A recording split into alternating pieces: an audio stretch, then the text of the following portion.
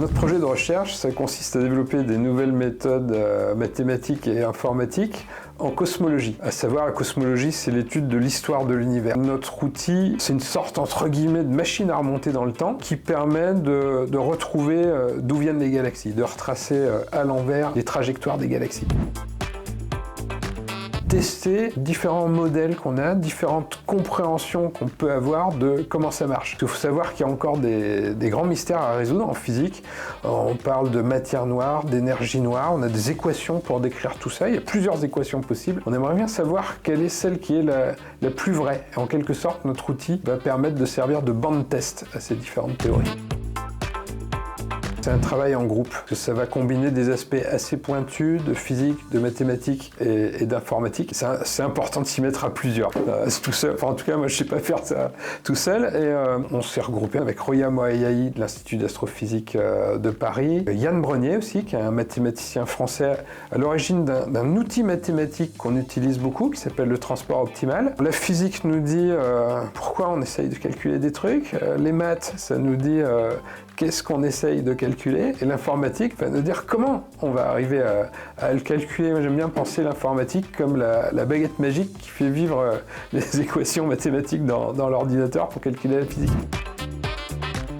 Dans l'histoire du projet, c'est assez rigolo parce qu'au début qu'on a commencé à travailler ensemble, comme on vient de disciplines différentes, c'est assez surprenant parce que les langages sont très différents entre la physique, les mathématiques, l'informatique, et on se rend compte que les gens utilisent des mots différents pour désigner les mêmes choses.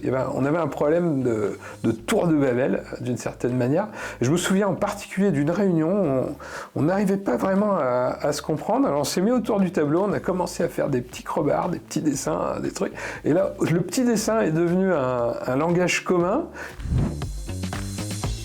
Dans le centre de recherche, c'est définitivement la cafette. Ce qui peut paraître un peu surprenant, parce que dans une cafette, il y a des gens qui passent, il y a beaucoup de bazar, il y a du bruit, mais je crois que j'ai besoin de ça pour arriver à pas rester coincé dans toujours les mêmes idées, et puis aussi rencontrer des gens pour discuter. Ça m'aide beaucoup à travailler. Alors, en numéro 1, la curiosité, c'est le moteur, c'est l'envie de connaître, l'envie de découvrir.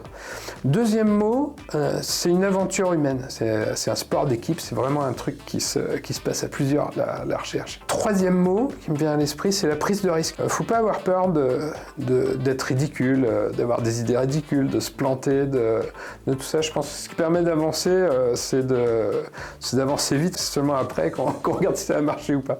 Quatrième aspect, c'est la transmission. Je pense que si on apprend des choses pour soi, ça sert à rien si on les partage pas.